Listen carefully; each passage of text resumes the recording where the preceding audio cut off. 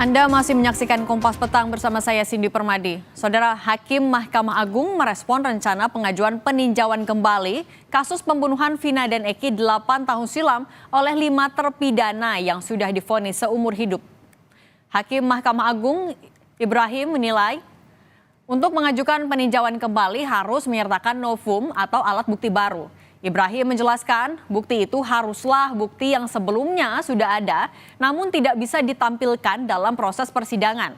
Bukti baru yang diajukan bukan hanya keterangan saksi namun juga surat sebagai bukti. Yang pertama sekali harus dilihat itu syarat formilnya sebuah novum. Jika syarat formil novum itu tidak terpenuhi, maka hakim tidak akan mempertimbangkan. Hakim yang menilai apakah memenuhi syarat formil atau tidak. Kesaksian itu kan bukan alat bukti yang kuat, dia alat bukti, tetapi dia harus ada dikaitkan dengan bukti itu. Tidak bisa berdiri sendiri, apalagi jika saksinya cuma satu. Ada prinsip unus testis satu saksi bukan saksi. Jadi itu harus didukung dengan bukti lain ya.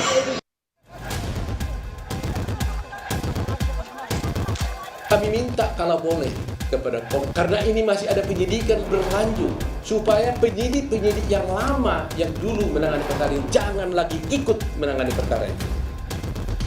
Ini tingkat polisinya nih, enggak benar. Bukan soal ini kejahatan. Polda Jawa Barat memastikan tidak ada penyidik lama yang terlibat dalam proses penyidikan kasus Vina dengan tersangka Peggy Setiawan.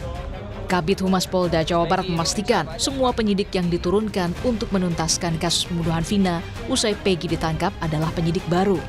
Polda Jabar juga menegaskan proses pemeriksaan terhadap ayah Eki yang merupakan anggota Polri juga sudah dilakukan secara internal.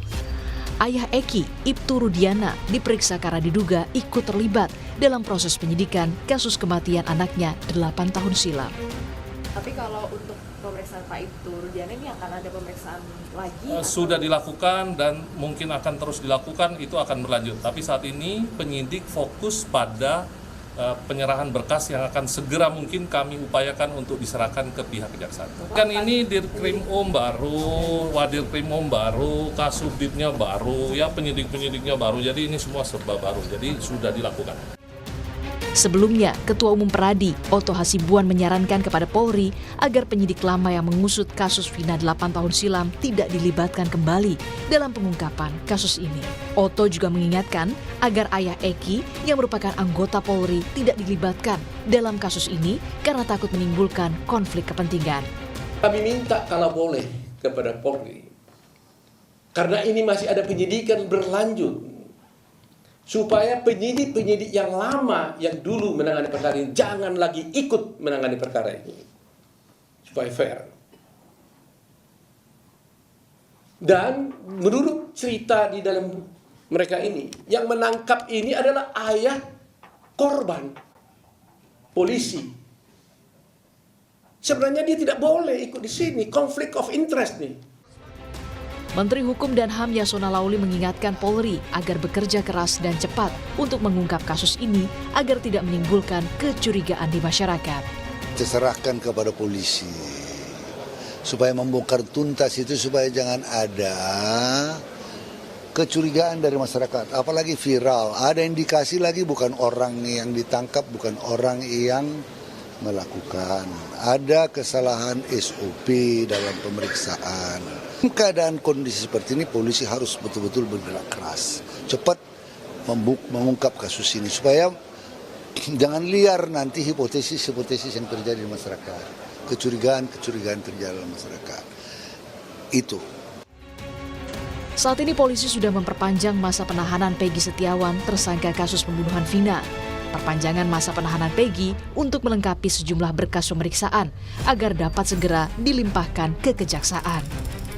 Sementara kuasa hukum Peggy Setiawan juga sedang mempersiapkan sejumlah bukti untuk sidang pra-peradilan pada 24 Juni mendatang untuk membatalkan penetapan status tersangka Peggy karena dinilai minim bukti. Tim Liputan, Kompas TV.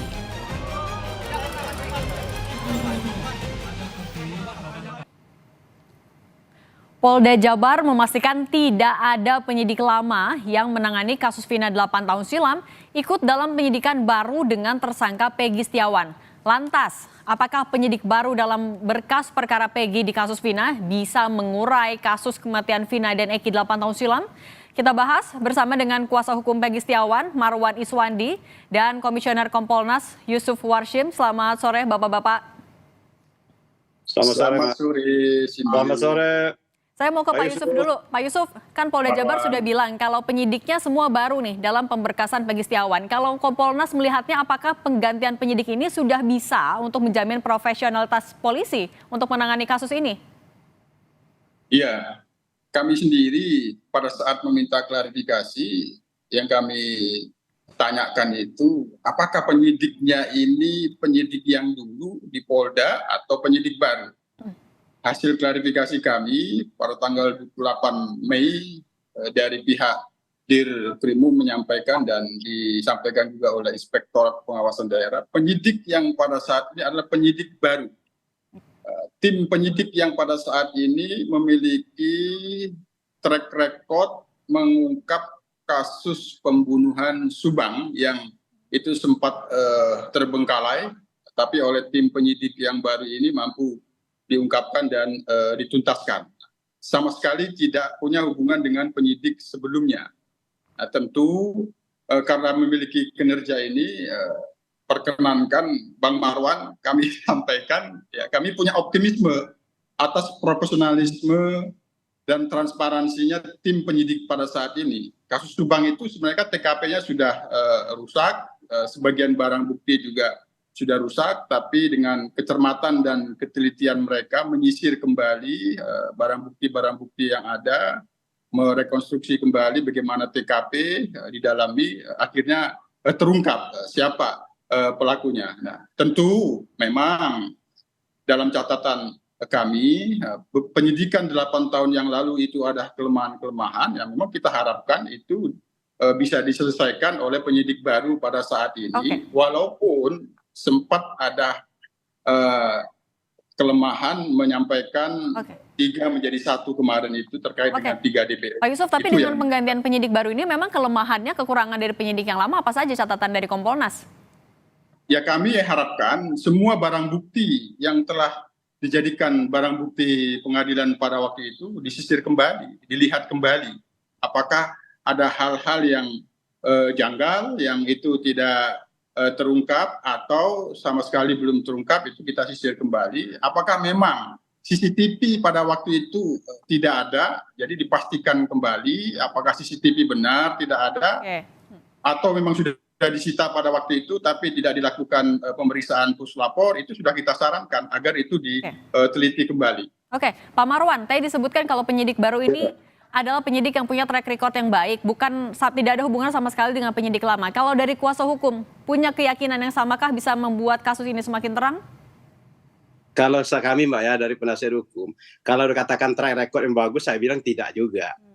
Saya tidak juga, saya pesimis juga. Karena apa? Subang itu bukan keberhasilan dari penyidik ini, karena ada pengakuan baru beraksi dari Polda. Enggak juga, enggak. Tapi apapun namanya, bagi kami Mbak ya, bagi kami, apapun namanya silakan lakukan penyidikan, dan kami tetap berkeyakinan sampai sekarang ini, sampai detik ini saya bicara, kami mengatakan Peggy Setiawan tidak terlibat di dalam kasus pembunuhan ini.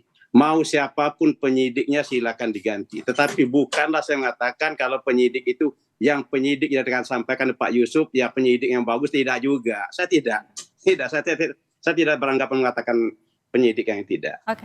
Artinya ada keraguan Pak. Keraguannya apa aja Pak dari kuasa hukum? Ya tetap ada keraguan. Yang jelas kami bilang ini Pak, kasus ini terlalu dipaksakan. Terlalu dipaksakan. Ya itu aja Mbak, intinya sana. Mau siapapun penyidiknya silakan, monggo, tidak apa-apa. Tetapi saya bertentangan lah sama Bang Yusuf tadi.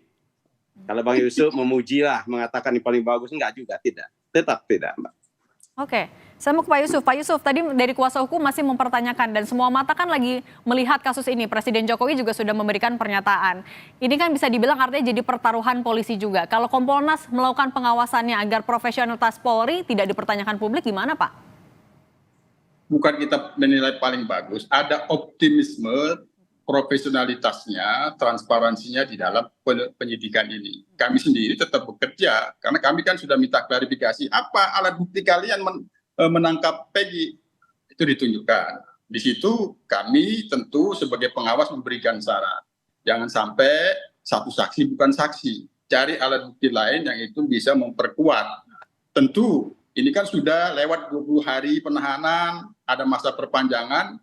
Harapannya itu sepatutnya kalau memang sudah alat buktinya lengkap ya segera diberikan kepastian. Kalau memang itu tidak lengkap ya demi hukum ya tidak dilanjutkan. Itu terus kami sampaikan dan kami sarankan juga agar setiap 3 hari atau 7 hari diinformasikan ke publik seperti apa sebenarnya penanganannya pada saat ini. Nah, termasuk tiba-tiba misalnya ada kegiatan pemeriksaan psikologi, pemberitahuannya mendadak. Tentu itu harus ada perencanaan yang sudah pasti. Ini kan sudah ada masa perpanjangan 40 hari. Nah, tentu kita harap, kita dorong penyidik punya perencanaan yang pasti, yang itu menginformasikannya kepada kuasa hukum. Karena posisi Peggy itu ditahan, tentu informasinya tidak mendadak seperti yang dikeluhkan beberapa hari lalu, tiba-tiba ada pemeriksaan tambahan. Itu terus kami catat, terus kami dorong agar keluhan-keluhan yang dirasakan oleh para pihak, termasuk pihak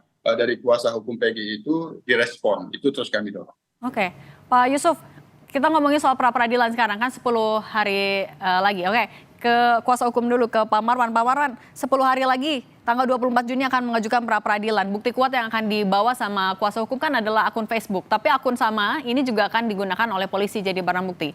Dari kuasa hukum melihatnya gimana? Ya, sebelumnya Pak, saya mau menyampaikan ke Bang Yusuf dulu. Bang Yusuf, tolong Bang Yusuf sampaikan ke Polda Jawa Barat itu Bang ya, untuk kalau pemberitahuan itu Bang jangan selalu mendadak gitu Bang, ke kami Bang. Mau pemeriksaan itu terlalu mepet waktunya seperti itu. Dan seperti kemarin Bang, ke perpanjangan penahanan itu kami terlambat beberapa hari itu Bang. Nggak tahu sekarang ini kayaknya ada diberikan sama kami atau belum itu sama rekan yang di Bandung. Hal-hal seperti ini Bang, tolong sampaikan kepada pihak Kepolda ini Bang. Ini kan kita kan, Abang ini kan bagian pengawasan daripada kepolisian. Jadi sekecil apapun Bang, tolong Abang sampaikan Bang ke pihak Polda. Biar maksud saya, kita sama-sama membenahi Bang. Saya terus sangat aja Bang, saya sangat sayang dan sangat cinta kepada kepolisian ini Bang. Biar dia benar-benar tertata gitu Bang. Untuk ini Mbak, untuk yang alat bukti pra-peradilan Mbak ya, yang jelas sudah kami siapkan semuanya Mbak, termasuk saksi ahli Mbak.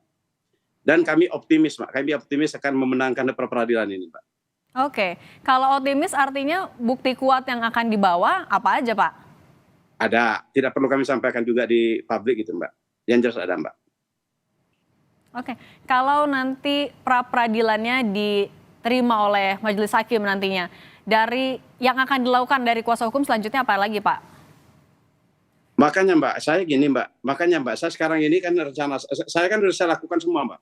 Untuk mengantisipasi Mbak, Satu, saya udah ke Komisi 3, saya udah ke Komisi Yudisial, dan dalam waktu dekat ini Mbak, saya akan datang menghadap ke Kejaksaan Agung Mbak. Saya menghadap Kejaksaan Agung, saya meminta kepada Jaksa Agung, karena jaksa ini kan satu, agar memerintahkan jaksa yang dibawa ini perlu kehati-hatian. Jangan sampai, ini kan bola panas nih Mbak.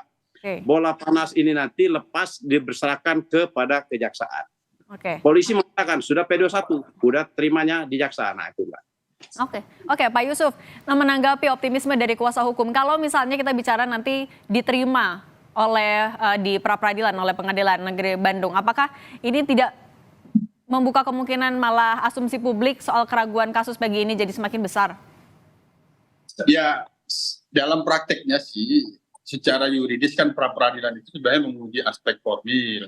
Tapi kan dalam prakteknya, dalam pantauan kami, karena sering kita buka kasus-kasus yang pra-peradilan itu, ya aspek materialnya juga dibahas juga di situ. Jadi nanti itu adu alat bukti yang disiapkan oleh kuasa hukum untuk membuktikan secara material itu sudah masuk nanti situ. Walaupun sekali lagi dalam aspek pada teorinya kan sebenarnya yang menjadi kompetensi absolut hakim pra-peradilan kan menguji aspek formil, sah tidak ini, alat buktinya diterima tidak ini. Tapi nanti itu juga masuk aspek material, terkait dengan alibi. Nah, kalau memang saksi alibi yang dikemukakan kuasa hukum Peggy ini betul-betul mendukung dan kuat, ya itu sudah masuk aspek material nanti itu. Itu sudah kami sampaikan ke penyidik. Ketika nanti ada upaya pra peradilan, penyidik harus siap menghadapi ketika ada aspek material itu masuk di pra peradilan. Itu yang sudah kita sarankan, sehingga harus benar-benar cermat dan alat buktinya harus benar-benar bisa menjelaskan kebenaran material, walaupun sebenarnya pra peradilan itu sekali lagi menguji aspek formil. Oke, Pak Marwan, kita balik lagi ke soal bukti yang akan dibawa oleh kuasa hukum, akun Facebooknya. Sebenarnya yang mau ditunjukkan sama kuasa hukum apa, Pak? Kan sama-sama akun Facebook ini akan juga dibawa sama polisi nanti. Enggak, kali ini belum saya ungkapkan ini, Mbak. Oke. Maaf ya, Mbak. Kalian jelas kami udah mempersiapkan saksi ahli gitu, Mbak. Dan kami udah konsultasi sama saksi ahli. Ya insya Allah, Mbak, ya menurut dari saksi ahli kami optimis, Pak. Kami tetap optimis, Pak. Oke. Masih mendesak juga kah untuk dibentuknya tim pencari fakta independen, Pak? Dari kami, Mbak, ya. Ya, kalau dari kuasa hukum Peggy gimana, Pak? Kalau kuasa hukum sebenarnya, Mbak, minimal ini seharusnya diambil alih oleh Mabes Polri, Mbak. Oke. Saran kami begitu, Mbak. Dan gini juga, Mbak, perlu saya sampaikan sini, Mbak, ya. Kami di Mabes Polri pun sekali ini kami udah mengajukan, Mbak, untuk permohonan gelar perkara khusus. Sampai sekarang ini tidak ada jawabannya, Mbak. Oke. Sementara perkara ini, Mbak, perkara menjadi perhatian masyarakat gitu loh, Mbak. Oke. Kalau dari Pak Yusuf terakhir, untuk pengawasannya gimana? Kan lagi-lagi ini disoroti begitu, kemudian juga Pak Mahfud juga bilang kalau polisi tidak profesional, terutama juga soal ada 2 DPO yang tiba-tiba hilang, padahal itu ada di putusannya inkrah. Dari Kompolnas, pengawasannya gimana ke depannya? Kami sebenarnya memastikan bahwa kelemahan-kelemahan pada penyidikan 8 tahun lalu itu tidak menjadi beban penyidikan pada saat ini. Sekarang ini kan ada tantangan pencabutan BAP, ini tentu menjadi beban penyidik pada saat ini. Oleh karena itu kami sendiri telah memberikan saran terkait dengan penanganan 8 tahun lalu, meskipun sudah ada putusan meskipun sudah ada putusan pengadilan yang telah berkekuatan tetap, tentu kita ingin memastikan akuntabilitas profesionalitas yang lalu. Karena dari para terpidana ada mengeluhkan diduga intimidasi, dipaksa mengaku, tentu ini kami sudah sarankan audit investigatif. Pada saat ini tim pengawas gabungan Propam dan Inspektor itu sedang bekerja. Oke, baik. Profesionalitas Polri ini ya yang sama-sama kita lihat bagaimana ke depannya. Terima kasih Komisioner Kompolnas Pak Yusuf Warshim, kemudian kuasa hukum Peggy Pak Marwan Iswandi. Terima kasih sudah berbagi di Kompas Petang. Sehat selalu, Pak.